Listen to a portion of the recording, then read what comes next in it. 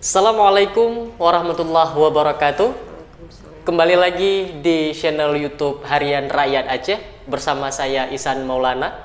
Pada kesempatan yang berbahagia ini, kita kembali akan ngobrol dan berdialog soal perkembangan COVID di tanah air. Telah hadir di hadapan kita, di hadapan pemirsa. Beliau adalah seorang akademisi, dekan daripada Teknik Universitas Muhammadiyah Aceh. Beliau adalah Ibu Dr. Insinyur Hafnidar Arani STMM. Kita ucapkan selamat datang di channel ini, Ibu. Apa kabar, Bu? Alhamdulillah baik, sehat. Nah, bagaimana Ibu sendiri sebagai seorang akademisi melihat persoalan COVID khususnya di Aceh, Bu? Ya.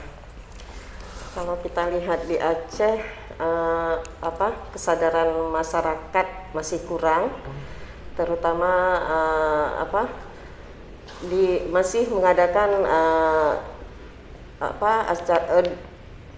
acara di keramaian gitu ya, masih terutama di warung kopi ya, baik siang maupun malam itu masih kita lihat seperti tidak ada COVID di Aceh kalau kita lihat. Jadi banyak yang mengabaikan prokes gitu ya, sangat prihatin juga kita lihat keadaan di Aceh. Berdasarkan penelitian yang kita buat, karena kita juga ingin melihat bagaimana sebenarnya sih rakyat Aceh, apakah benar mereka percaya atau tidak COVID, atau apa yang mereka anggap gitu ya, COVID itu apa. Nah, setelah kita lakukan penelitian, ternyata masyarakat Aceh itu percaya adanya COVID itu, percaya. Di luar prasangka yang sebelum kita buat penelitian, kita mengira bahwa masyarakat Aceh tidak percaya adanya COVID. Kalau kita lihat keadaan di pasar tradisional ya kan, di mal-mal juga itu ya, itu seperti terkesan rakyat Aceh tidak percaya akan COVID. Tapi hasil penelitian kita buat terhadap 500 orang responden, sekitar 86% mereka percaya bahwa COVID itu ada. Nah, namun masyarakat tentunya melihat kebijakan-kebijakan yang dibuat oleh pemerintah gitu ya.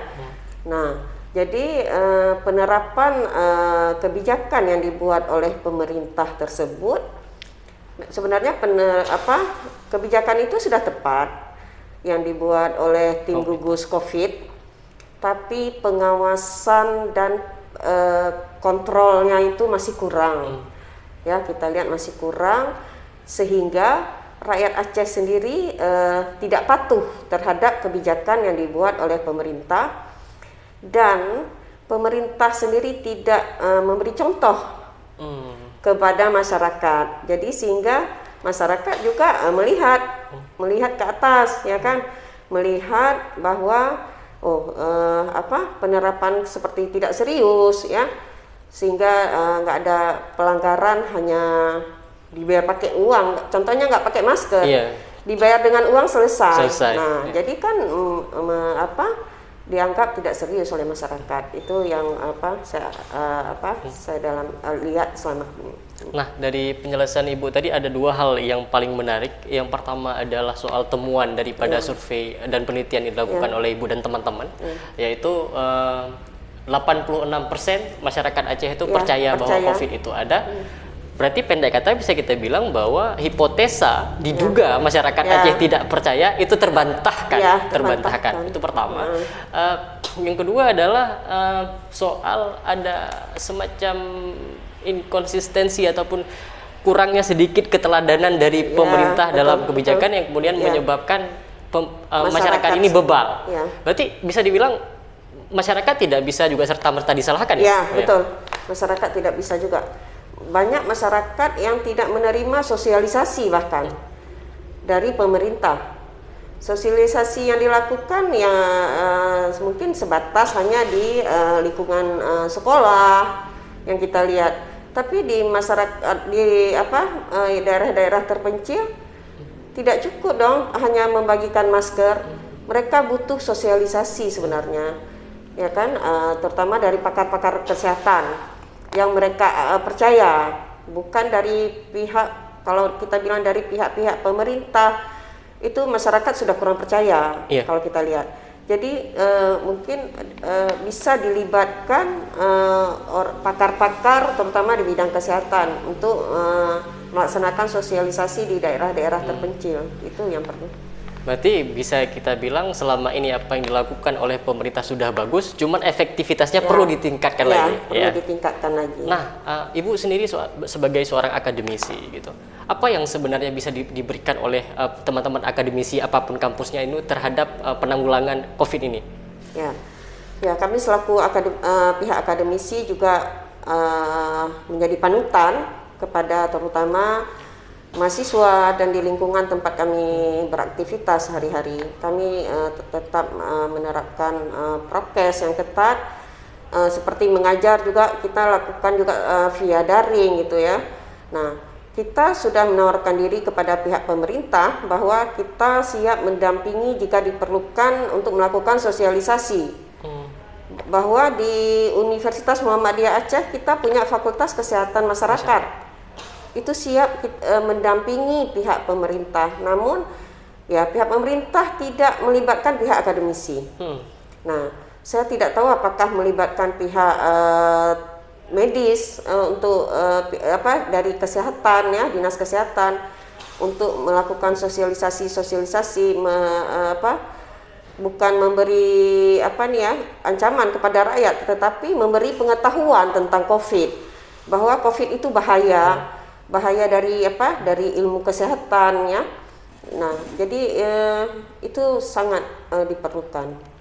Berarti dari apa yang Ibu paparkan barusan soal sinergisitas antara pemerintah dan akademisi sendiri, di luar itu anggaplah pemerintah masih kurang melibatkan, jika tidak ingin dikatakan tidak melibatkan sama sekali gitu. Adakah hal-hal lain yang bisa dilakukan oleh akademisi dan pihak kampus sendiri, misalnya menjemput bola, ataupun sudah banyak yang dilakukan secara mandiri oleh kampus sendiri? Ya, kami universitas swasta, ya, kami tidak mungkin menjemput bola. Nah, jadi kami lebih kepada melakukan kegiatan-kegiatan mandiri. Kami lebih kepada di situ. Nah, kemudian Ibu dari kampus sendiri kan persoalan COVID ini telah banyak dilakukan research gitu. Di UMUHA sendiri sudah berapa banyak artikel-artikel tentang riset yang sudah dikeluarkan dalam catatan Ibu sendiri? Kalau saya sendiri pribadi saya sendiri dua research, namun saya tidak pantau dari fakultas lain apakah saya rasa ada juga. Saya rasa ada membuat termasuk kita selama ini membimbing skripsi mahasiswa, kita mengarahkan membuat penelitian ke arah itu. Contohnya di Fakultas Teknik, Prodi Teknik Sipil. Saya juga mengajar di Prodi Teknik Sipil. Jadi kita arahkan mahasiswa coba kita kaitkan hubungannya dengan COVID. Contohnya kita ingin melihat produktivitas tenaga kerja konstruksi terhadap apakah ada berdampak atau tidak sebab COVID ini. Apakah proyek konstruksi itu tetap berjalan atau terganggu, apakah terjadi keterlambatan atau tenaga kerjanya yang dibatasi karena berlaku ini kan untuk menjaga jarak, kan tidak boleh ada keramaian gitu. Nah, jadi kalau dari skripsi mahasiswa sendiri itu semua, bukan semua, maksudnya sudah banyak. Mayoritas. Sudah banyak ya, jadi prioritas juga. Ini di Fakultas Teknik, apalagi di bidang ilmu kesehatan masyarakat, saya rasa udah banyak juga mahasiswa, apalagi di Fakultas Kesehatan Masyarakat ada pasca sarjananya S2. Nah, jadi itu lebih banyak mereka lagi yang mengadakan penelitian tentang COVID. Kemudian ada Fakultas Psikologi juga, itu juga mungkin mereka juga mengarah juga ke penelitian mereka juga ke COVID dari segi psikologinya mungkin. Fakultas ekonomi gitu juga, mungkin dari sisi dampaknya ke itu ya, krisis ekonomi gitu. Jadi kita prioritaskan memang penelitian ke arah situ sekarang. Nah, teman-teman, salah satu penelitian yang menarik dari Ibu hari ini adalah yang di tangan saya ini, judulnya Kinerja Pemerintah dalam Menangani Pandemi COVID-19, survei daring masyarakat Aceh. Salah satu hasilnya yang sudah disampaikan beliau di awal tadi, bahwa masyarakat Aceh itu 86% percaya bahwa COVID itu ada, sekalipun berseliweran di berbagai macam media sosial seolah-olah Aceh itu tidak percaya COVID. Tapi dalam temuan sebaliknya. Nah, adakah temuan yang selain data tadi dalam survei ini, adakah temuan yang mencengangkan? Ya, masyarakat sangat tidak percaya kepada pemerintah Aceh sebesar 90%. Itu yang paling mengejutkan kami. Ternyata bukan mereka tidak patuh terhadap aturan, tetapi kepercayaan masyarakat sendiri sebesar 90% sudah tidak percaya kepada pemerintah. Nah, jadi mungkin apa yang dibuat aturan ini itu ya nggak bakalan diikuti oleh masyarakat karena tingkat kepercayaannya itu sangat rendah ya. Hanya 10% mereka percaya, 90% mereka tidak percaya. Jadi itu yang perlu dibangun oleh pemerintah seharusnya, menciptakan rasa kepercayaan masyarakat. Ya, mana buktinya gitu ya. Masyarakat kan ingin bukti itu, supaya masyarakat juga kembali percaya kepada pemerintah terhadap kebijakan yang dibuat. Terutama ada satu temuan lagi selain kepercayaan itu, bahwa masyarakat menginginkan tes COVID itu sangat terbatas. Nah, jadi masyarakat juga tidak yakin akan kepada pemerintah untuk mengatasi pandemi COVID ini dengan alasan tidak tersedianya alat tes. Itu sebesar 86% ketidakpercayaan terhadap alat tes.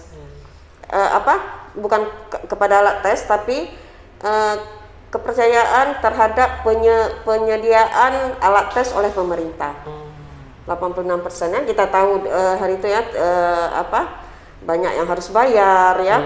Kemudian juga antri. Jadi masyarakat itu menjadi, kan masyarakat percaya ini COVID. Mereka mau tes, tapi alat tes tidak ada, mereka harus antri gitu ya kan.